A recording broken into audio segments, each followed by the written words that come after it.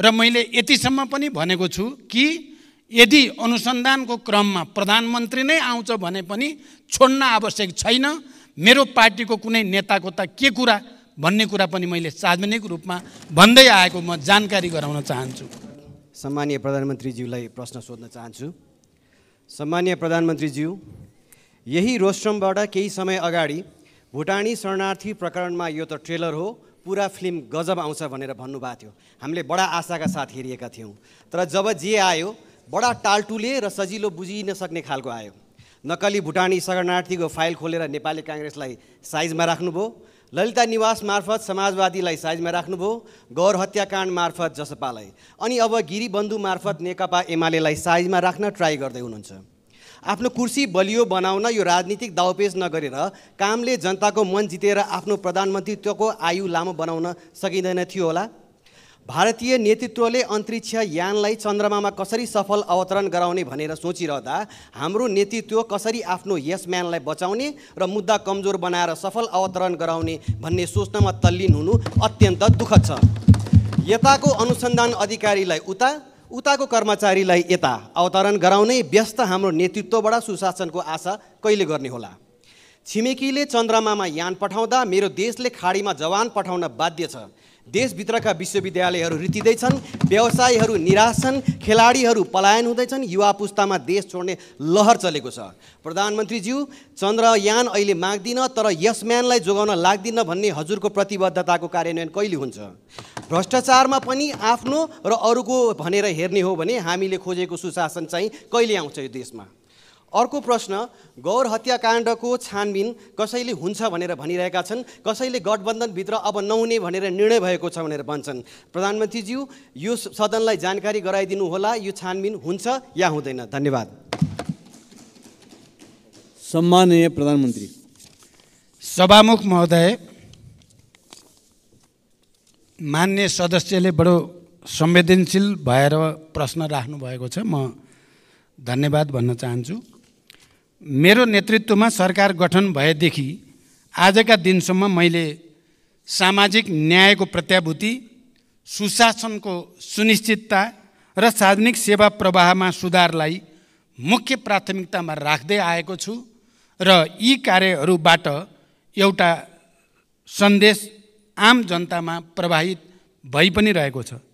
प्रश्नमा भनिए जस्तो सरकारका यी कामहरू कुनै कुर्सी टिकाउनको लागि होइन, बरु देश र जनतामा राजनैतिक प्रणालीप्रति नै वितृष्णा छाएको, केही हुन्न सबै उस्तै हुन् भन्ने निराशावादी भाष्य निर्माण गर्न खोजिएको परिस्थितिलाई चिर्न र सरकारले एकपछि अर्को राम्रो काम गर्दै आएको कुरा स्थापित गर्न पनि गरिएको छ। म मान्य सदस्यहरूलाई यो विषयको गहिराईतिर विचार गर्न अनुरोध गर्न चाहन्छु। भुटानी शरणार्थी प्रकरण लगायतका सबै घटनामा राज्यले दबाव रहित तरिकाले निष्पक्ष छानबिन अघि बढाएकै कारण अहिले जनतामा सुशासन सम्भव छ भन्ने एउटा नयाँ आशा पलाएको हो भन्ने कुरा पनि म स्पष्ट गर्न चाहन्छु। अहिले त्योसँग सम्बन्धित विषयहरू अदालतमा रहेको र अदालतले उचित फैसला गर्ने विश्वास म व्यक्त गर्न चाहन्छु। वर्तमान सरकारले भ्रष्टाचार विरुद्ध शून्य सहनशीलताको नीतिलाई राज्यका तीनै तहमा कडाइका साथ कार्यान्वयन गर्दै आएको छ। यस अवधिमा सार्वजनिक प्रशासनलाई स्वच्छ, सक्षम, निष्पक्ष, पारदर्शी र व्यावसायिक र जवाबदेही बनाउँदै भ्रष्टाचारलाई कडाइका साथ नियन्त्रण गर्न सरकारले विभिन्न नीतिगत तथा कानुनी तथा संस्थागत सुधारलाई अघि बढाएको छ। मान्य सदस्यले भनेको जस्तो कसैलाई पनि बचाउने या कसैलाई पनि अप्ठ्यारोमा पार्ने नियतले कुनै पनि काम गरिएको छैन। जसरी कतिपय सन्दर्भमा मिडियामा आउने गरेको भन्दा ठिक विपरीत मैले दोषी कोही पनि नछुटोस्, निर्दोष कोही पनि नपरोस् भन्ने सिद्धान्त अनुसार नै प्रहरी प्रशासनलाई निर्देशन दिएको र मैले यतिसम्म पनि भनेको छु कि यदि अनुसन्धानको क्रममा प्रधानमन्त्री नै आउँछ भने पनि छोड्न आवश्यक छैन। मेरो पार्टीको कुनै नेताको त के कुरा भन्ने कुरा पनि मैले सार्वजनिक रूपमा भन्दै आएको म जानकारी गराउन चाहन्छु।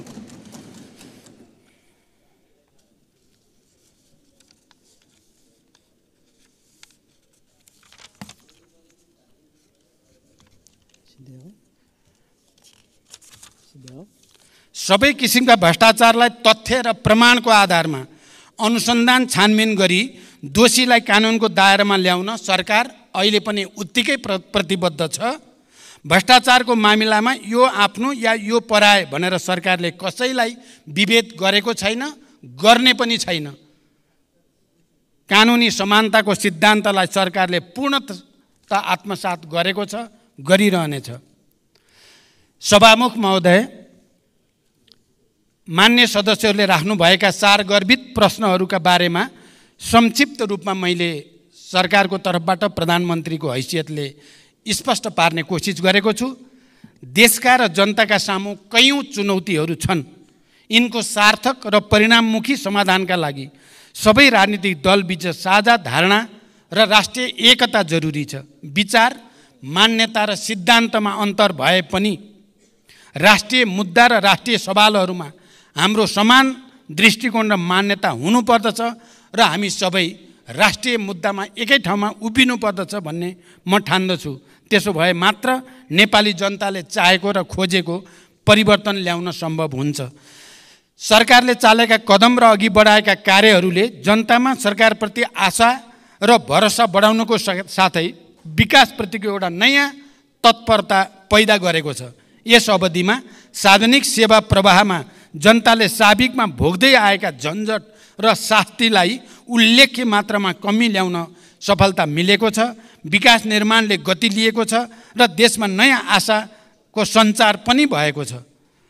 सुशासन, सामाजिक न्याय र समृद्धिलाई सर्वोपरि प्राथमिकतामा राख्दै अघि बढेको यो सरकारले समावेशी सङ्घीय लोकतान्त्रिक शासन व्यवस्थाको सुदृढीकरण, अर्थतन्त्रको पुनरुत्थान, सार्वजनिक सेवा प्रवाहमा सुधार, सरलीकरण, नागरिक मैत्री प्रशासनको स्थापना, भ्रष्टाचार नियन्त्रण र राज्यको सबै तहमा सुशासन र सदाचारको प्रवर्धन गर्न अघि बढाएका सबै कार्यमा सबै राजनीतिक दल र मान्य सदस्यहरू, नागरिक समाज, सञ्चार जगत, मित्र राष्ट्र, दात्री निकाय तथा आम नेपाली जनताको निरन्तर साथ सहयोग रहने अपेक्षा पनि मैले लिएको छु।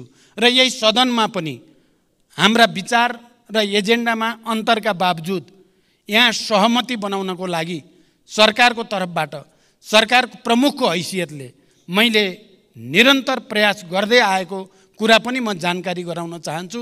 हिजो मात्रै 10वटा समिति हाम्रा सर्वसम्मत रूपले सभापति चयन हुनु पनि यसले हामी अन्तर हुँदाहुँदै पनि हामी मूल मुद्दामा एक ठाउँमा उभिन सक्छौँ भन्ने एउटा राम्रो सन्देश गएको छ। म विश्वास गर्छु आउने दिनमा राष्ट्रिय मुद्दामा विगतमा चाहिँ हामी एक भएर देश र जनताको हितमा काम गर्नेछौँ। सभामुख महोदय मार्फत सम्माननीय प्रधानमन्त्रीज्यूलाई प्रश्न राख्न चाहन्छु। उपत्यका भित्र बढ्दो जनसङ्ख्यालाई व्यवस्थित गर्न रिङ रोड बाहिर नगरहरू र गाउँसम्म जोडिने सडक विस्तार गर्न नेपाल सरकारले मापदण्ड बनाई सडक विस्तार आयोजना बनाए तापनि आवश्यक बजेट विनियोजन नहुँदा वैकल्पिक सडक र नयाँ बस्ती विकासमा समस्या परेको छ। साथै उपत्यकाको 35% भूगोल ओकटेने ललितपुर क्षेत्र नम्बर 1 लाई जोड्ने 3वटा सडकलाई मुआब्जा र विस्तारको लागि बजेट विनियोजन नगरी विधेयक गरिएको छ। यी वैकल्पिक सडक र नयाँ बस्ती विकासलाई आवश्यक बजेट व्यवस्थापन गर्न सरकारको योजना के छ? यति बेला आर्थिक इन्डिकेटर्सहरू सकारात्मकै छन्, भुक्तानी सन्तुलन पनि राम्रै छ, तर अर्थतन्त्र अवरुद्ध अवस्थामा छ। वैदेशिक लगानी र सहयोग बढ्न सकेको छैन। यस्तो अवस्थामा आन्तरिक लगानी बढाउनुतर्फ सरकारको प्राथमिकता हुनुपर्ने हो, त्यो पनि हुन सकेको छैन। एकातिर बैंक वित्तीय संस्थामा पैसा थुप्रिएको छ, तर साना तथा मझौले उद्योगहरू ऋण नपाएर गुनासो गरिरहेका छन्। अर्थव्यवस्थाको असन्तुलनलाई सम्बोधन गर्न सरकारको के तयारी छ? र अन्तिममा साथै प्रधानमन्त्रीज्यूको आउँदो चीन भ्रमणका प्राथमिकता र एजेन्डा के हुन्? धन्यवाद। अब सम्माननीय प्रधानमन्त्री श्री पुष्पकमल दाहाल प्रचण्डलाई उक्त प्रश्नको जवाफ दिन अनुमति दिन्छु। सम्मान्य सभामुख महोदय, प्रतिनिधि सभाका मान्य सदस्यहरूले यस सम्मानित सदनमा उठाउनुभएका प्रश्नहरूको जवाफ दिने नियमित कार्यतालिका अन्तर्गत म यहाँहरू समक्ष उपस्थित छु। सार्वजनिक जनसरोकारका विषयमा अत्यन्त उत्साह र चासोका साथ यस सम्मानित सदनमा भएका छलफलहरूमा सक्रियतापूर्वक सहभागी भई तथा महत्त्वपूर्ण प्रश्न, जिज्ञासा, विचार तथा सुझावहरू राख्नु भएकोमा सबै मान्य सदस्यहरूलाई म सुरुमै धन्यवाद व्यक्त गर्न चाहन्छु। यहाँहरूले विभिन्न समयमा उठाउनु भएका प्रश्न, जिज्ञासा, सुझाव तथा धारणालाई सरकारले गम्भीरतापूर्वक लिँदै आएको छ र गम्भीरतापूर्वक लिँदै जाने पनि छ। मेरो नेतृत्वमा सरकार गठन भएको यो अवधिमा सुशासन, सामाजिक न्याय र समृद्धिलाई मुख्य केन्द्रमा राखी राज्यका सम्पूर्ण शक्ति र सामर्थ्यलाई देश र जनताको हितमा अधिकतम परिचालन गर्ने प्रयास गर्दै आएको कुरा यहाँहरूलाई अवगत नै छ।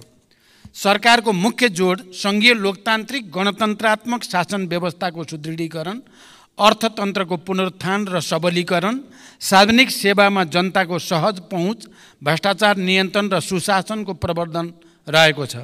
नागरिकलाई शासकीय प्रणालीप्रतिको भरोसा र सरकारप्रति विश्वास दिलाउँदै सबैतिर आशाको सञ्चार गराउने हाम्रो निरन्तर प्रयास रहँदै आएको छ। यसै गरी विकास निर्माण कार्यलाई गति दिन, शान्ति प्रक्रियालाई यथाशीघ्र निष्कर्षमा पुर्याउन तथा स्वतन्त्र र सन्तुलित परराष्ट्र नीति अवलम्बन गर्दै राष्ट्रिय हित प्रवर्धन गर्न सरकार प्रतिबद्ध रहँदै आएको छ। यति जानकारी सहित अब म मान्य सदस्यले उठाउनु भएका प्रश्नहरूको जवाफ दिन गइरहेको छु। र पहिलो प्रश्न मान्य उदय शमशेर राणाले भर्खरै राख्नुभयो। काठमाडौँ उपत्यकामा पूर्वाधार निर्माणका आयोजना कार्यान्वयनका लागि चालु आर्थिक वर्षको बजेट तथा कार्यक्रममा रकम विनियोजन गरिएको छ। ललितपुर क्षेत्र नम्बर 1 लाई जोड्ने विभिन्न सडकको विस्तार र जग्गाको मुआवजाका लागि आवश्यक बजेट व्यवस्था गर्न सरकारले ध्यान दिनेछ। उत्पादन, उत्पादकत्व र रोजगारी वृद्धि गरी अर्थतन्त्रको पुनरुत्थान तथा उच्च दिगो समावेशी आर्थिक वृद्धि हासिल गर्ने र समष्टिगत आर्थिक स्थायित्व कायम गरी लगानीको वातावरणमा सुधार गर्न सरकार क्रियाशील रहिआएको छ। सरकारले चालेका सुधारात्मक कदमबाट अर्थतन्त्र बिस्तारै लयमा फर्किन सुरु गरेको छ। नेपाल राष्ट्र ब्याङ्कले हालै प्रकाशन गरेको प्रतिवेदन अनुसार अर्थतन्त्रका सूचकाङ्कहरू सकारात्मक दिशातिर उन्मुख रहेका छन्। 2080 असार मसान्तसम्म शोधान्तर स्थिति 290 अरब 52 करोड रुपियाँको बचतमा रहेको छ। विदेशी विनिमय सञ्चिति गत वर्षको यही अवधिको तुलनामा 26.6% वृद्धि भई 1539 अरब 36 करोड रुपियाँ पुगेको र यसले करिब 10 महिनाको वस्तु तथा सेवाको आयात धान्न पुग्ने अवस्था रहेको छ। विप्रेषण आयमा रेमिटेन्समा 21.2% वृद्धि भई 1220 अरब 56 करोड पुगेको छ। वैदेशिक लगानी प्रवर्धन गर्न नीतिगत र संस्थागत सुधार गर्दै वैदेशिक लगानीको स्वीकृति प्रक्रियालाई सहजीकरण गर्न थ्रेसहोल्ड घटाउने लगायतका कार्य अगाडि बढाइएको छ। जग्गाको कित्ताकाट पूर्ण रूपमा खुलाउने निर्णय भएको र यही भाद्र 11 गते मात्रै नेपाल राष्ट्र ब्याङ्कले लचिलो बजार नीति अनुसार चालु पुँजी कर्जा सम्बन्धी मार्गदर्शन संशोधन गरेको छ। उत्पादनमूलक उद्योगका लागि 3 करोड रुपियाँसम्म कर्जा उपयोग गर्ने ऋणीलाई चालु पुँजी कर्जा सम्बन्धी मार्गदर्शन लागू नहुने भएको छ। ब्याङ्कहरूले उद्योग व्यवसाय वा कम्पनीहरूको सञ्चालन चक्र लगायतका आधारमा अधिकतम वार्षिक कारोबारको 50% सम्म चालु पुँजी कर्जा दिन सक्ने व्यवस्था भएको छ। यसबाट उद्योग व्यवसाय क्षेत्रलाई प्रत्यक्ष लाभ हुनुको साथै आन्तरिक लगानी, उत्पादन वृद्धि र बजारमा आर्थिक गतिविधि बढ्नमा सहयोग पुग्ने विश्वास गरिएको छ। यसमा हामी सबैको लामो समयदेखि जुन चासो र चिन्ता थियो त्यसलाई अधिकतम सम्बोधन गर्ने कोसिस भएको छ। निकट भविष्यमा हुने मित्र राष्ट्र चीनको भ्रमण दुई देशबीचको ऐतिहासिक सम्बन्धलाई थप उचाइमा पुर्याउँदै नेपालको सामाजिक आर्थिक विकासका लागि चीन नेपाल सम्बन्धलाई नयाँ गति दिने दिशामा केन्द्रित रहनेछ। भ्रमणका क्रममा यसअघि भएका सम्झौता र समझदारीहरूको कार्यान्वयनमा जोड दिइनेछ। नेपाल र चीन बीचको आर्थिक तथा व्यापार सम्बन्धलाई थप सधन बनाउने, दुई देशबीच रहेका सीमा नाकाहरूको सञ्चालनलाई प्रभावकारी बनाउने र नयाँ नाकाहरू खोल्ने विषयहरू पनि भ्रमणका क्रममा कार्यसूचीमा रहेका छन्। यसैगरी सडक, ऊर्जा, कृषि, विज्ञान तथा प्रविधि तथा व्यापार र विकास सहायता क्षेत्रमा कनेक्टिभिटी, कृषि, शिक्षा र स्वास्थ्य क्षेत्रका रूपान्तरणकारी परियोजनाहरूमा चीनको सहयोग विस्तारको विषय समेत प्राथमिकतामा रहनेछ। अर्का प्रश्नकर्ता माननीय श्री ईश्वरी देवी नेउपाने।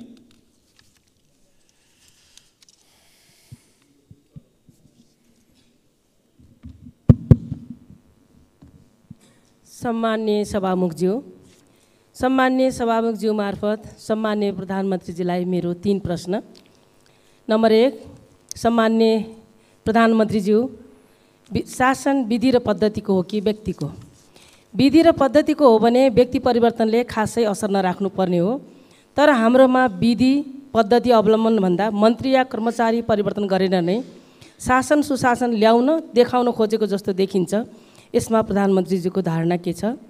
नम्बर 2, 131 भाषाभाषी 142 जात जाति बसोबास गर्ने हाम्रो सुन्दर देश नेपाल, यो हाम्रो पुँजी हो, यसलाई बचाएर राख्नु हाम्रो कर्तव्य पनि हो। सयौँ थुङ्गा फुलका हामी एउटै माला नेपाली, यसमा मेरो अटल विश्वास छ। वरिय राजनीतिको सैद्धान्तिक वकालत गर्ने पार्टीको नेता सम्माननीय प्रधानमन्त्रीज्यूको अभिव्यक्ति हामीले जितेमा जातीय राज्य उपलब्ध गराउनेछौँ भन्ने भनाइ संविधान विपरीत भएन? कतै यस्तो अभिव्यक्तिले जातीय द्वन्द्व बढाउने त होइन? नम्बर 3, म सुदूरपश्चिमवासी हुँ। सुदूरपश्चिम सरकार आफ्नै भवनबाट कार्य सञ्चालन गर्न कहिलेदेखि पाउँछ? धन्यवाद। सम्माननीय प्रधानमन्त्रीज्यू। सभामुख महोदय, लोकतान्त्रिक विधि र पद्धतिको विकास मार्फत सामाजिक न्याय र सुशासन सहितको समृद्धि हासिल गर्ने दिशामा सरकारका सबै क्रियाकलापहरू केन्द्रित रहेको कुरा म जानकारी गराउन चाहन्छु। सरकार विधिको शासनमा पूर्णतः प्रतिबद्ध रहेको स्पष्ट गर्दछु। बहुजातीय बहुसांस्कृतिक विविधता बोकेको नेपालमा सदियौँदेखि विभिन्न जात जाति वर्ण धर्म र संस्कृतिका जनताहरू आपसी सहकार्य सम्मान र गहिरो सद्भावका साथ मिलिजुली बस्दै आएका छन्। अनेकतामा एकता नेपाली मात्रको विशिष्टता र नेपाली समाजको आधारभूत चरित्र पनि हो। सबैको सहअस्तित्व कायम गर्दै मौलिकताको संरक्षण र सम्वर्धनमा नै हाम्रो राष्ट्रिय एकता दिगो दरिलो भई साँचो अर्थमा राष्ट्रियता बलियो हुनेछ। नेपालको कानुनले हरेक व्यक्ति र सम्प्रदायलाई अरूको धर्म संस्कृति र आस्थामा चोट नपुर्याई आफ्नो धर्म संस्कृतिको पालना गर्ने स्वतन्त्रता प्रदान गरेको छ। अत परापूर्व कालदेखि यहाँ कायम रहिआएको सामाजिक एकता सद्भाव र सामाजिक सहअस्तित्वमा खलल पुर्यान पार्ने कुनै पनि किसिमको कार्य हुन नदिन सरकार दृढ छ, स्पष्ट पनि छ। सामाजिक सद्भावमा खलबल पार्ने वा एक अर्काको संस्कृति र धर्म विरुद्ध हुने द्वेषपूर्ण अभिव्यक्ति र कार्यलाई सरकारले कुनै हालतमा छुट दिन सक्दैन। नेपालको संविधानको पूर्ण पालना गर्नु हामी सबैको साझा दायित्व हो। मैले पहिचानको कुरा गर्दा या कुनै कुरा गर्दा अरू कसैको पहिचान आस्थामाथि कुनै खालको विभेद नगर्ने कुरा पनि म स्पष्ट गर्न चाहन्छु। सुदूरपश्चिम प्रदेशको राजधानी गोदावरीमा निर्माण गर्ने सन्दर्भमा जग्गा प्राप्ति लगायतका विषयमा प्रक्रियामा रहेको जानकारी गराउन चाहन्छु। यद्यपि सुदूरपश्चिममा अझै पनि राजधानीको जमिनको बारेमा अलिकति छलफल चलिरहेको जानकारी पनि मलाई प्राप्त छ। त्यसलाई समेत विचार गरेर यसको छिटै निष्कर्षमा पुर्याइनेछ। अर्का प्रश्नकर्ता माननीय श्री ऐनबहादुर शाही ठकुरी।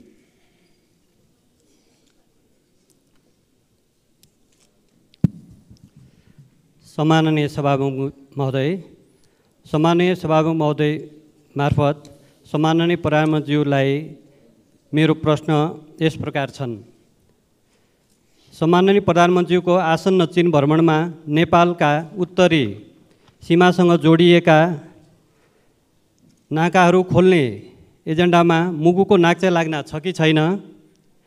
यदि छैन भने एजेन्डामा समावेश गरियोस्। यो नाका खुलेमा मुगु लगायत समग्र कर्णाली प्रदेशको आर्थिक समृद्धिमा महत्त्वपूर्ण टेवा पुग्नेछ भन्ने विश्वास लिएको छु। दोस्रो प्रश्न छ, आर्थिक समृद्धिको महत्त्वपूर्ण क्षेत्र कर्णाली प्रदेशको रारा लगायतका पर्यटकीय स्थानहरूमा पर्यटकीय पूर्वाधारहरू लगायतका विभिन्न समस्या हुँदा पर्यटकहरूको आगमनमा कमी आएको छ। यसमा सरकारको के योजना छ? र अर्को प्रश्न छ, कर्णाली राजमार्ग अन्तर्गतको नागमा गमगढी कालोपत्रे र गमगढी नाक्चा लाग्न सडक निर्माणलाई सरकारले कस्तो प्राथमिकतामा राखेको छ र यो कहिलेसम्म निर्माण सम्पन्न गर्ने लक्ष्य रहेको छ? धन्यवाद। सम्माननीय प्रधानमन्त्रीजी।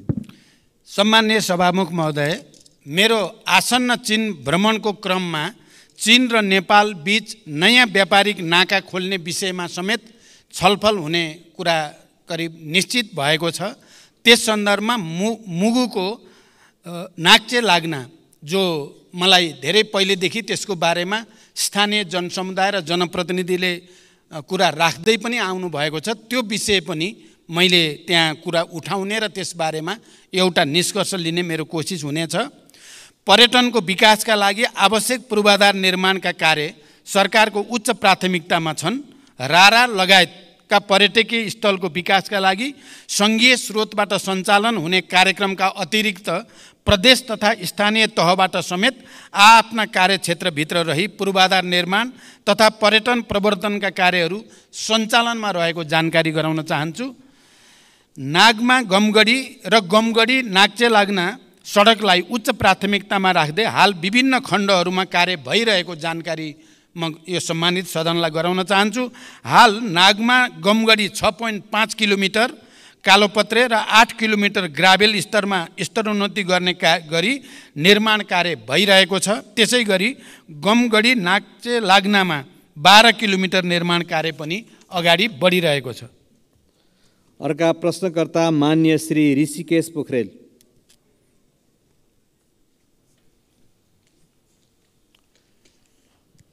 सम्माननीय सभामुख महोदय, सम्माननीय सभामुख मार्फत सम्माननीय प्रधानमन्त्रीज्यूसँग मेरा केही प्रश्नहरू राख्न चाहन्छु। राष्ट्रिय गौरवका आयोजनाहरूमध्ये 2वटा आयोजना पुरा भएको देखिन्छ। 5वटा आयोजनाहरूको काम 75% सकियो भन्ने सुनिन्छ। बाँकी 17वटाको अवस्था के हो र कहिले पुरा हुन्छ? दोस्रो प्रश्न, प्रविधि, सिप र ज्ञान बिना दैनिक 2500 युवा विदेशिँदै छन्। प्रविधि र उद्यमशीलता विकास गरी प्रौद्योगिक शिक्षा दिने उद्देश्यका साथ स्थापनाको लक्ष्य लिएको मदन भण्डारी प्रौद्योगिक विश्वविद्यालयका लागि अघिल्लो सरकारले पूर्वाधार निर्माण तथा विकास समिति गठन गरेको थियो। 7 करोड बजेट पनि छुट्याएको थियो। राष्ट्रिय महत्त्वको यो आयोजना आज कहाँ छ र कहिले पुरा हुन्छ? धन्यवाद। सम्माननीय प्रधानमन्त्रीज्यू। सम्मान्य सभामुख महोदय, राष्ट्रिय गौरवका आयोजनालाई समयमै सम्पन्न गर्न पर्याप्त बजेट सुनिश्चित गरिनुको साथै नियमित अनुगमन पनि भइरहेको छ। म स्वयंले प्रधानमन्त्रीको हैसियतमा प्रधानमन्त्री कार्यालयमा रहेको एक्सन रुमबाट नियमित तवरमा कार्यतालिका बनाएर कार्य प्रगतिको जानकारी लिई कार्य सम्पादनका लागि आवश्यक निर्देशन दिँदै आएको छु। राष्ट्रिय गौरवका आयोजनामध्ये 2वटा सम्पन्न भएका, 14वटाको प्रगति 80% भन्दा माथि रहेको, 5वटाको प्रगति 50 देखि 80% सम्म रहेको र 2टाको प्रगति 50% रहेको स्थिति छ। हुलाकी राजमार्गका सम्बन्धमा चितवन र पर्सामा राष्ट्रिय निकुञ्ज क्षेत्रमा डिपिआर तयार लगायतका कार्यमा भएको ढिलाइका कारण यो आयोजनाको कार्य आगामी 3 वर्षभित्र सम्पन्न गर्ने नयाँ लक्ष्य निर्धारण गरिएको छ। पशुपति क्षेत्र विकास कोष आयोजनाको भौतिक प्रगति 66% भई समष्टिगत वित्तीय प्रगति 65.73 रहेको छ। लुम्बिनी विकास गुरु योजनाको हालसम्मको भौतिक प्रगति 88% र वित्तीय प्रगति 60.34% रहेको छ। निजगढ अन्तर्राष्ट्रिय विमानस्थल आयोजनाको प्रारम्भिक चरणको कार्यहरू मात्र भइरहेको र लगानी एवं निर्माणको उपयुक्त मोडालिटी भए पश्चात विमानस्थल निर्माण प्रक्रिया अगाडि बढाइनेछ। यस आयोजनाको लागि चालु आर्थिक वर्षमा रु 35 करोड विनियोजन भएको छ। मेलम्ची खानेपानी आयोजनामा श्रावण महिनामा आएको बाढीले पुनः हेडवर्क्स पुर्नुका साथै मेलम्ची बजारदेखि हेडवर्क्ससम्मको पहुँच मार्गमा क्षति पुगेको छ। मनसुन रोकिएको 1.5 महिनाभित्र क्षतिग्रस्त संरचनाको मर्मत सम्मार गरी मेलम्चीको पानी वितरणलाई सुचारू गरिने जानकारी गराउन चाहन्छु। सञ्चालनमा रहेका अन्य राष्ट्रिय गौरवका आयोजनाहरूलाई यथाशीघ्र सम्पन्न गर्न सरकारले जोड दिँदै आएको छ।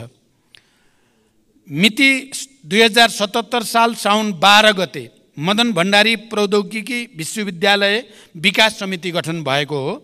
समितिको समयावधि 2 वर्ष रहेकोमा सो अवधि समाप्त भएकोले नयाँ गठन आदेश जारी गरी विश्वविद्यालयको आवश्यक पूर्वाधार तयार गर्ने लगायतका कामहरू अगाडि बढाइनेछ। यस विश्वविद्यालयलाई चालु आर्थिक वर्षमा रु 2 करोड बजेट विनियोजन पनि गरिएको छ। अर्का प्रश्नकर्ता मान्य श्री आशा विक।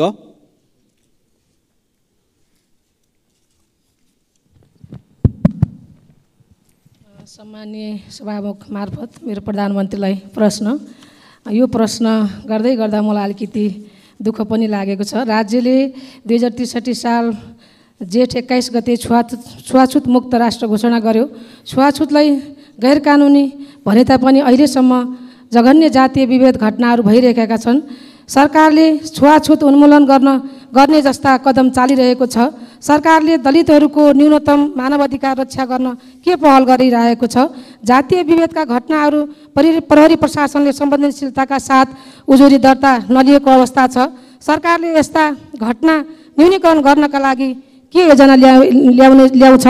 मेरो प्रश्न। र अर्को चाहिँ मेरो प्रश्न, बाँकेको बैजनाथ गाउँपालिका वार्ड नम्बर 3 मा सरकारले 2071 साल वैशाख 25 गते 9 बस्तामा औद्योगिक करिडोर क्षेत्र घोषणा गर्यो। बस्तीको बीचमा सरकारले औद्योगिक क्षेत्र घोषणा गर्दा त्यहाँ रहेका 390 घरधुरीमा जनताहरूको घरमा 338 बिघाभित्र जनताहरूको घर परेको छ। 100 बिघा जमिन त्यहाँ रहेका स्थानीयका नाममा ल्याउनु पर्ने जग्गा ल्याउनु पर्नेमा स्थानीय जनताको माग रहेको छ।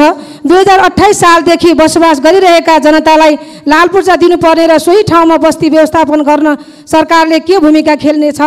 र स्थानीय सरकारले त्यस क्षेत्रमा सडक, बत्ती, विद्यालय, मठ मन्दिर लगायतका संरचनाहरू बनाएको छ। त्यो बस्तीलाई सोही ठाउँमा सरकारले कहिलेसम्म व्यवस्थापन गर्छ? र मेरो अर्को प्रश्न, बाँकेको खजुरा गाउँपालिका वार्ड नम्बर 6 मा 2036 सालदेखि गिजेरा बस्ती बसिरहेको छ।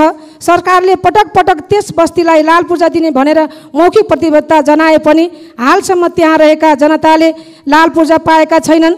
गिजेरा बस्ती सरकारको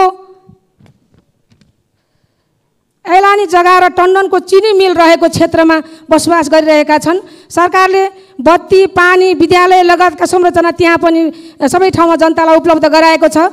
त्यस क्षेत्रका जनतालाई लाल पूर्जा कहिलेसम्म वितरण गर्छ सरकारले? र अर्को मेरो प्रश्न छ, सङ्घीय गणतन्त्र घोषणा भएको अवस्थामा सुदूरपश्चिम प्रदेशको राजधानी बन्छ वा बन्दैन?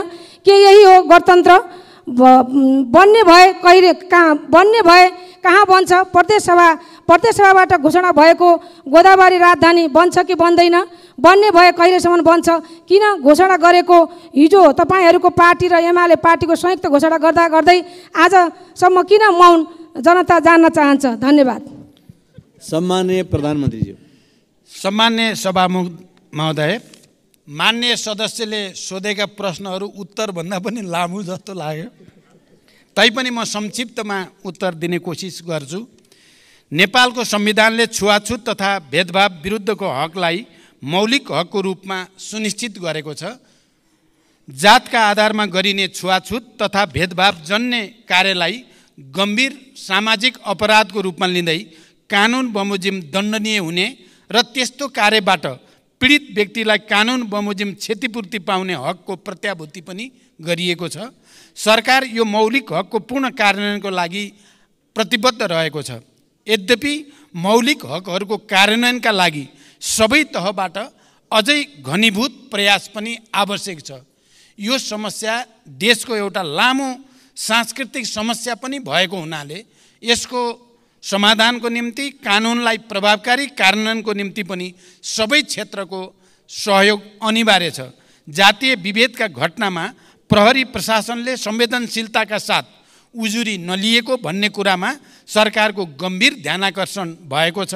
यस्ता घटनाको छानबिन गरी दोषीलाई कारबाही गरिने र यस्ता घटना आगामी दिनमा हुन नदिन सरकारको गम्भीर ध्यान रहेको जानकारी गराउन चाहन्छु। दोस्रो, बाँकी जिल्लाको साबिक नौबस्ता क्षेत्रको 525 बिघामा औद्योगिक क्षेत्र घोषणा भइसकेको र त्यहाँ बसोबास गर्दै आएका स्थानीयवासीहरूको उचित व्यवस्थापन लगायतका समस्या समाधानका लागि सम्बन्धित स्थानीय प्रशासन लगायत विभिन्न निकायबाट पहल भइरहेको छ। उक्त क्षेत्रका प्रभावित जनसमुदायहरूको समस्यालाई व्यवस्थापन गरी औद्योगिक क्षेत्रको विकास कार्य अगाडि बढाइने जानकारी गराउन चाहन्छु। यस सम्बन्धी समस्या समाधान गर्न भूमि व्यवस्था, सहकारी तथा गरिबी निवारण मन्त्रीको संयोजकत्वमा समिति गठन गरेको र समितिले काम अगाडि बढाइरहेको जानकारी पनि गराउन चाहन्छु। तेस्रो, बाँकेको खजुरा गजुरा 6 गिजरा बस्तीका सन्दर्भमा भूमि सम्बन्धी ऐन 2021 को दफा 12 को समितिको प्रतिवेदन, भूमि व्यवस्थापन तथा अभिलेख विभागको निर्णय बमोजिम गिजरा खाँडसारी मिल्स प्राइभेट लिमिटेडका हदबन्दी भन्दा बढीका जग्गाहरू जफत गरी नेपाल सरकारका नाममा कायम गर्न र जफत गरिएका जग्गामा रहेको अतिक्रमण हटाउन 2080 जेठ 8 गते निर्णय भई कार्यान्वयनमा रहेको जानकारी गराउँदछु। उक्त क्षेत्रमा बसोबास गर्दै आएका भूमिहीनलाई जग्गा उपलब्ध गराउन भूमि समस्या समाधान आयोगले कार्य अगाडि बढाइरहेको जानकारी पनि म गराउन चाहन्छु। सुदूरपश्चिम प्रदेशको राजधानी गोदावरीमा निर्माण गर्ने सन्दर्भमा जग्गा प्राप्ति लगायतका विषय प्रक्रियामा रहेको जानकारी मैले अघि नै गराइसकेको छु। यस सम्बन्धी उठेका छलफल बहसलाई पनि मध्यनजर गरिएको जानकारी पनि मैले गराइसकेको छु। अर्का प्रश्नकर्ता मान्य श्री उर्मिला माझी।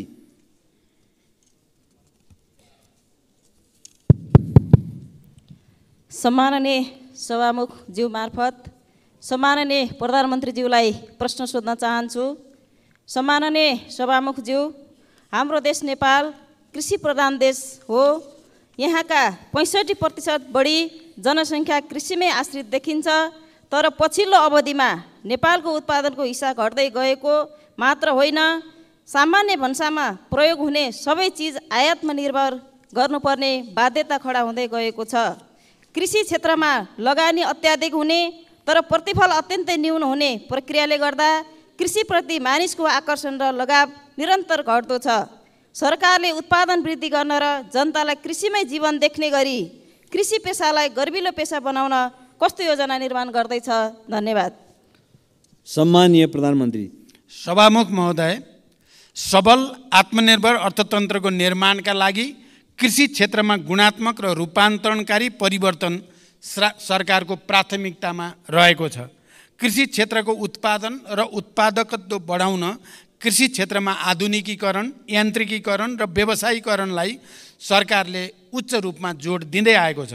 कृषि क्षेत्रमा विगतदेखि लगानी गर्दै आएको र यसबाट उत्पादन र उत्पादकत्वमा समेत केही वृद्धि भइरहे पनि अपेक्षित प्रतिफल प्राप्त हुन नसक्नुका कारणहरू पहिल्याउँदै उत्पादकत्व वृद्धिका लागि विभिन्न कार्यक्रमहरू सञ्चालनमा रहेका छन्। सरकारले प्रधानमन्त्री कृषि आधुनिकीकरण परियोजना लगायत प्रदेश र स्थानीय तह मार्फत उल्लेख्य रकम विनियोजन गरी कृषि क्षेत्रमा पर्याप्त साधन स्रोत परिचालन गर्ने नीति लिएको छ। कृषि उत्पादनको वृद्धिका लागि सिँचाइको सुविधाको विस्तारलाई जोड दिनुको साथै रासायनिक मलको आपूर्ति समयमै हुने कुराको सुनिश्चितता गरिएको छ। साथै कृषि बाली वस्तुहरूको विशेष उत्पादन क्षेत्र जस्तै जोन, सुपर जोन, उन्नत बिउ बिजनको विकास, उत्पादन तथा वितरणको लागि एकीकृत राष्ट्रिय कार्यक्रम सञ्चालनमा रहेका छन्। कृषि उपजको बजार सुनिश्चितताका लागि विभिन्न कार्यक्रमहरू सञ्चालन भइरहेका छन्। त्यसैगरी दूध तथा मासुमा आत्मनिर्भरताका लागि पशु नस्ल सुधार, आहार व्यवस्थापन तथा पशु स्वास्थ्य सुधारका कार्यक्रमहरू पनि सञ्चालनमा रहेका छन्। बाँझो जमिनमा कृषि प्रवर्धन कार्यक्रम, फलफुल क्षेत्र विकास तथा ग्रामीण कृषि उद्यम विकासका कार्यक्रमहरू सञ्चालनमा रहेका छन्। कृषि उत्पादन क्षेत्रको जोखिम व्यवस्थापन गर्न कृषि बिमा कार्यक्रम सञ्चालनमा रहेको छ, जस अन्तर्गत बिमा प्रिमियममा 80% अनुदान सङ्घीय सरकारले उपलब्ध गराउने गरेको छ। कृषि क्षेत्रमा लगानी बढाउन सहुलियत दरमा कृषि कर्जाको विस्तार तथा दायरा बढाउँदै पनि लगिएको छ। उत्पादित कृषि वस्तुहरूको बजारको सुनिश्चितताका लागि धान, गहुँ, उखु लगायतका बालीको न्यूनतम समर्थन मूल्य निर्धारण गर्ने लगायतका कार्यक्रमहरू पनि सञ्चालनमा रहेका छन्। कृषि पेसालाई सम्मानजनक र मर्यादित बनाउन कृषकहरूलाई नियमित तवरमा पुरस्कृत गर्ने कार्यक्रमहरू जस्तै राष्ट्रपति कृषक पुरस्कार कार्यक्रम सञ्चालनमा रहेका छन्। कृषि पेसालाई दिगो, दरिलो र गर्विलो बनाउन सरकार प्रतिबद्ध छ, तर अहिलेसम्म जे जति भएको छ त्यसबाट सन्तुष्ट हुने स्थिति भने पक्कै पनि छैन। त्यसकारण कृषि क्षेत्रमा व्यापक सुधार गर्न र उत्पादन र उत्पादकत्व वृद्धि गर्न हामी आफैले सञ्चालन गरेका कार्यक्रमहरूको प्रभावकारिताका साथै यसपटक म भारत भ्रमणमा रहँदा अलि भारतीय नेतृत्वसँग, खास गरी प्रधानमन्त्री मोदीजीसँग कृषिमा सहकार्य गरेर उत्पादकत्व वृद्धि कसरी गर्न सकिन्छ र प्राकृतिक खेती प्रणाली बडो नयाँ टेक्नोलोजीको साथ सञ्चालन गर्ने बारेमा सहकार्य गर्ने निधो पनि भएको छ र हामी त्यो प्रक्रिया अगाडि बढाउँदैछौँ। मलाई लाग्छ यसपटकको मेरो चीन भ्रमणमा पनि कृषिमा सुधारका निम्ति उत्पादन र उत्पादकत्व वृद्धिमा विशेष ध्यान दिने पनि हाम्रो योजना रहेको जानकारी गराउन चाहन्छु। अर्का प्रश्नकर्ता मान्य श्री एकनाथ ढकाल। सम्माननीय सभामुख महोदय, विस्तृत शान्ति सम्झौताको 2 हस्ताक्षरकर्तामध्ये सम्माननीय प्रधानमन्त्रीज्यू एक हुनुहुन्छ। शान्ति तथा पुनर्निर्माण मन्त्रालयको एउटा मन्त्रीको रूपमा जिम्मेवारी पनि सम्हालिसकेको व्यक्तिको हैसियतले म आज शान्ति प्रक्रियासँग सम्बन्धित प्रश्न सम्माननीय सभामुख महोदय मार्फत सम्माननीय प्रधानमन्त्रीज्यूलाई गर्न चाहन्छु। छोराको हत्यारालाई कारबाहीको माग गर्दै 330 दिन आमरण अनसनमा बसेका गोर्खाका नन्दप्रसाद अधिकारीको अनसनमै 2071 असोज 6 गते निधन भयो। न्यायको लागि जीवन आहुति दिने अधिकारीलाई शहीद घोषणा गर्नुपर्नेमा विगत 9 वर्षदेखि उनको पार्थिव शरीर अस्पतालमै सडेको छ। मृतक नन्दप्रसादकी धर्मपत्नी गङ्गामाया अधिकारी अहिलेसम्म पनि बेहाल अवस्थामा सत्य र न्यायको प्रतीक्षामा छिन्। सरकारको नीति तथा कार्यक्रमको 176 बुँदामा शान्ति प्रक्रिया र सङ्क्रमणकालीन न्याय सम्बन्धी बाँकी काम 2 वर्षमा सम्पन्न गर्ने उल्लेख छ। सम्माननीय प्रधानमन्त्रीज्यूलाई मेरो प्रश्न यो छ कि मृतक नन्दप्रसादकी धर्मपत्नी गङ्गामाया अधिकारीको मागको सम्बोधन कहिले र कसरी गर्नुहुन्छ? वर्षौँदेखि न्यायको लागि भनेर शान्तिपूर्ण अनसनमा बसेकी गङ्गामाया अधिकारीलाई भेट्नु प्रधानमन्त्रीज्यूको कर्तव्य हो कि होइन? कहिले उहाँलाई भेट गर्न जानुहुन्छ? शान्ति प्रक्रिया कहिले टुङ्गिन्छ? धन्यवाद। सम्माननीय प्रधानमन्त्री। सभामुख महोदय, मैले अघि पनि भनिसकेको छु, यो सरकार विधिको शासनमा पूर्णतः प्रतिबद्ध रहेको छ। जनताको स्वतन्त्रता, समानता, सहअस्तित्व र मानवाधिकारको रक्षाको लागि सरकार निरन्तर प्रतिबद्ध छ। सरकारले अदालतको निर्णयको सदैव सम्मान गर्दै कार्यान्वयनमा तदारुकताका साथ पहल गर्दै पनि आएको छ। नेपालको संविधानको धारा 276 मा राष्ट्रपतिले कुनै न्यायिक वा अर्धन्यायिक निकाय वा प्रशासकीय पदाधिकारी वा निकायले गरेको सजायलाई कानुन बमोजिम माफी, मुल्तवी, परिवर्तन वा कम गर्न सक्ने संवैधानिक व्यवस्था रहेको कुरा जानकारीमै छ हामी सबैलाई। संविधानको उक्त व्यवस्था र मुलुकी फौजदारी कार्यविधि संहिता 2074 मा समेत रहेको व्यवस्था बमोजिम रेशम चौधरीले गृह मन्त्रालय मार्फत सम्मान्य राष्ट्रपतिज्यूलाई सम्बोधन गरी निवेदन दिनुभएकोमा महान्यायाधिवक्ताको कार्यालयको राय समेतका आधारमा प्रचलित कानुन बमोजिम नै नेपाल सरकार मन्त्री परिषदबाट गणतन्त्र दिवस 2080 का अवसरमा निजलाई माफी गर्नका लागि सिफारिस गरिएको तथ्य म प्रश्न गर्न चाहन्छु। द्वन्द्वकालीन घटनालाई न्यायिक सम्बोधन गर्ने गरी सङ्क्रमणकालीन न्याय सम्पादनका लागि बेपत्ता पारिएका व्यक्तिको छानबिन तथा सत्य निरूपण तथा मेलमिलाप आयोग गठन भएको र सङ्क्रमणकालीन न्याय यथाशीघ्र सम्पादन गर्न नेपाल सरकार प्रतिबद्ध रहेको छ। सङ्क्रमणकालीन न्याय सम्बन्धी सङ्घीय सदनमा दर्ता भएको विधेयक पारित भएसँगै सङ्क्रमणकालीन न्यायका मुद्दाहरू सम्बोधन हुने कुरामा नेपाल सरकार विश्वस्त रहेको छ। प्रचलित कानुनी व्यवस्थाको अधीनमा रही नेपाल सरकार तथा अन्तर्गतका निकायबाट गङ्गामाया अधिकारीलाई मानवीय सेवा प्रदान र संरक्षणका कार्य भइ नै रहेका छन्। अस्पतालको विवरण अनुसार निजको स्वास्थ्य अवस्था सामान्य नै रहेको र उपचारका लागि सरकारले रु 37,47,000 उपलब्ध गराएको कुरा पनि म यहाँ जानकारी गराउन चाहन्छु। अर्का प्रश्नकर्ता मान्य श्री आसमा कुमारी चौधरी।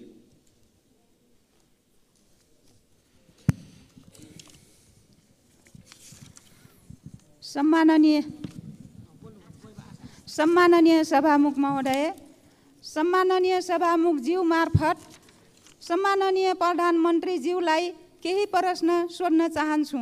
नम्बर 1, आँखा पाक्ने रोग ओडा पालिका जिल्ला हुँदै देशैभरि फैलिएको छ। धेरै पालिकामा विद्यालयहरू बन्द गरिएका छन्।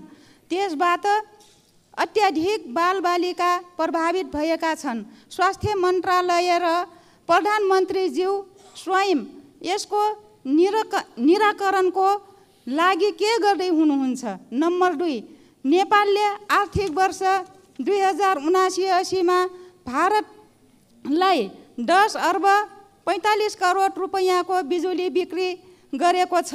उक्त वर्ष 19 अर्ब 44 करोड रुपैयाँको बिजुली किनेको छ।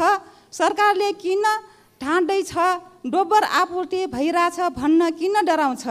त्यही बिजुली हामीले किन्दा महँगो र बेच्दा सस्तो किन? धन्यवाद। सम्माननीय प्रधानमन्त्री। सभामुख महोदय, देशका विभिन्न भागमा आँखा पाक्ने एक्युट भाइरल कन्जक्टिभाइटिस सङ्क्रामक रोग नियन्त्रण गर्न स्वास्थ्य तथा जनसङ्ख्या मन्त्रालयले देशभरका अस्पतालबाट अभियान सञ्चालन गरिरहेको छ। समुदाय स्तरमा जनचेतना वृद्धि गर्न प्रचार प्रसारका कार्यहरूका साथै सङ्क्रमितहरूलाई सहज रूपमा औषधि उपचारको व्यवस्था मिलाइएको छ। यसका साथै स्वास्थ्य सेवा विभागका महानिर्देशकको अध्यक्षतामा सङ्घीय द्रुत प्रतिकार्य समितिको गठन भई रोकथाम र प्रबन्धनका विभिन्न कार्यहरू पनि भइरहेको जानकारी गराउन चाहन्छु। दोस्रो, हाल नेपालको कुल जडित विद्युत क्षमता करिब 2800 मेगावाट पुगेको छ। तर देशको विद्युत उत्पादनको परिमाण हिउँद र वर्षायाममा एकै नासको छैन। वर्षाको तुलनामा हिउँदमा विद्युत उत्पादनमा निकै ह्रास आई झन्डै 1/3 मात्र उत्पादन हुने गर्दछ। हाल विद्युत उत्पादन र मागको आधारमा विद्युतको निर्यात र आयातको व्यवस्था मिलाउने गरिएको छ। खास गरी हिउँदयाममा नदी प्रवाहमा आधारित रन अफ द रिभर प्रणालीबाट उत्पादित विद्युतमा ठुलो ह्रास आउने हुँदा छिमेकी देशबाट बिजुली आयात गरी आन्तरिक माग धान्नुपर्ने स्थिति छ। आगामी केही वर्षभित्रै विद्युतमा आत्मनिर्भर हुने उद्देश्यले स्वदेशमै पर्याप्त बिजुली उत्पादन गर्न विभिन्न स्तरका आयोजनाहरूको निर्माणलाई अघि बढाइनुको साथै विद्युत प्रसारण तथा वितरण प्रणालीको कामलाई पनि विस्तार गर्दै लगिएको छ। अहिले विद्युत आयात निर्यातको दर दैनिक रूपमा प्रतिस्पर्धा गरी तय हुने गरेको छ। यस वर्ष तुलनात्मक रूपमा हिउँदको समयमा अधिक सुक्खा हुन गई देशभित्रका विद्युत आयोजनाहरूबाट विद्युत उत्पादन कम हुन गएको छ। अघिल्लो आर्थिक वर्षमा नेपाल विद्युत प्राधिकरणले 1854.5 गिगावाट आवर विद्युत र रु 18 अरब 54 करोडमा आयात गरेको थियो भने नेपालबाट 1333 गिगावाट आवर विद्युत निर्यात गरी रु 10 अरब 43 करोड आम्दानी गरेको थियो। गत वर्षको तुलनामा यस वर्ष विद्युत निर्यातमा वृद्धि भएको छ र क्रमशः विद्युत उत्पादन बढ्दै जाँदा विद्युतको निर्यात पनि बढ्दै जाने कुरा जानकारी गराउन चाहन्छु। रुस र युक्रेनको युद्धका कारण कोइलाको आपूर्ति असहज भई छिमेकी देशमा विद्युतको उत्पादन लागत बढ्न गएकोले पनि स्वदेशमा विद्युतको उत्पादन कम हुने समयमा आन्तरिक माग पूरा गर्न प्राधिकरणले केही महँगो मूल्यमा बिजुली आयात गर्नु परेको कुरा पनि म यहाँ स्पष्ट गर्न चाहन्छु। धन्यवाद। अर्का प्रश्नकर्ता माननीय श्री उर्मिला थेबे।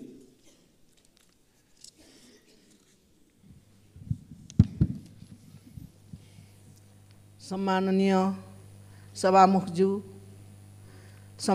सभामुखज्यू मार्फत सम्माननीय प्रधानमन्त्रीज्यूलाई केही प्रश्न सोध्न चाहन्छु। प्रश्न 3 वटा छन्। प्रश्न नम्बर 1, शिक्षाको लागत क्रमशः घटाउँदै गएर निशुल्क पार्नुपर्नेमा यो सरकारले त शुल्क झन बढाइरहेको देखिन्छ। शिक्षाको पहुँचबाट गरिबलाई अझ परै धकेल्ने नीति सरकारले किन लिँदैछ? सङ्घीय शिक्षा विधेयक संसदमा सदनमा कहिले दर्ता गर्नुहुन्छ? प्रश्न नम्बर 2, प्रत्येक दिन हाजिरी गर्न क्याम्पसमा आउनुपर्ने भएपछि त्रिभुवन विश्वविद्यालयका केही प्राध्यापकले विद्युतीय हाजिरी मेसिन नै घर लगेको, गायब गरेको, साथै तोडफोड गरेको भन्ने पाएको छ। सरकारले के गर्दैछ? प्रश्न नम्बर 3, ताप्लेजुङमा अविरल वर्षपछि आएको बाढीका कारण विस्थापित भएका स्थानीय बासिन्दाहरू अहिले पनि तिरपाल मुनि बस्न बाध्य भएका छन् भने विद्यार्थीहरू व्यक्तिको घरमा आश्रय लिएर पढ्न बाध्य छन्। उनीहरूको उद्धार र राहतको लागि सरकारको के योजना छ? धन्यवाद। सम्माननीय प्रधानमन्त्री। सभामुख महोदय, आम नागरिकलाई गुणस्तरीय र सर्वसुलभ शिक्षा उपलब्ध गराउन सरकारको नीति र प्रतिबद्धता रहेको छ। विद्यालय शिक्षा सम्बन्धी कानुनलाई संशोधन र एकीकरण गर्न बनेको विधेयक छिटै नै संसदमा पेश गरिनेछ। सायद केही दिन अगाडि नै पेश हुन सक्थ्यो। जनताको चासो र हामीले त्यसलाई गहन ढङ्गले अध्ययन गर्नुपर्ने, परिमार्जन गर्नुपर्ने कारणले केही ढिलो भयो, तर अब छिटै त्यो सदनमा प्रस्तुत हुँदैछ। नेपालको संविधानमा उल्लेख भए बमोजिम आधारभूत शिक्षा अनिवार्य तथा निःशुल्क र माध्यमिक तहसम्मको शिक्षा निःशुल्क उपलब्ध गराउनका लागि सरकारले निःशुल्क पाठ्यपुस्तक, आवासीय, गैर आवासीय, लक्षित समूह लगायतका विभिन्न प्रकारका छात्रवृत्ति, स्यानिटरी प्याड, दिवा भोज लगायतको व्यवस्था गरेको छ। सार्वजनिक विद्यालयमा कुनै किसिमको शुल्क लिन नपाउने व्यवस्था गरिएको छ। स्थानीय तहहरूले समेत आफ्नो बजेटमा शिक्षामा थप लगानी गर्दै गएका छन्। उच्च शिक्षा अन्तर्गत चिकित्सा शिक्षामा सरकारी लगानीका संस्थाहरूमा कुल सिटको 75% सिटमा विद्यार्थीहरूले निःशुल्क अध्ययन गरिरहेका छन्। सार्वजनिक शिक्षालाई निःशुल्क बनाई सबैको पहुँचमा पुर्याउनको लागि थप स्रोतको व्यवस्था गर्न सरकार प्रयत्नशील रहेको जानकारी गराउन चाहन्छु। स्वायत्त निकायको रूपमा त्रिभुवन विश्वविद्यालयका काम कारबाहीहरू त्रिभुवन विश्वविद्यालय ऐन 2049 बमोजिम सञ्चालनमा रहेका छन्। विश्वविद्यालयको हाजिरी व्यवस्थापन सम्बन्धमा विश्वविद्यालयको आन्तरिक प्रशासनले नियमन गरिरहेको र नियम बमोजिम नभएका कार्यहरूमा सम्बन्धितलाई कानुन बमोजिम कारबाही हुने कुरा पनि म जानकारी गराउन चाहन्छु। ताप्लेजुङ लगायत देशका विभिन्न भागमा अविरल वर्षाका कारण आएको बाढी पहिरोमा परि विस्थापित हुन पुगेका जनतालाई स्थानीय प्रशासनको सहयोगमा उद्धार गरी सुरक्षित स्थलमा बसोबासको व्यवस्था मिलाइएको छ। उनीहरूलाई सरकारबाट उपलब्ध गराउनुपर्ने राहत पनि उपलब्ध गराइएको छ। मौसममा सुधार आएसँगै उनीहरूको पुनर्स्थापनाको उचित व्यवस्था मिलाइने पनि जानकारी गराउँदछु। अर्का प्रश्नकर्ता मान्य श्री ईश्वरी घरती।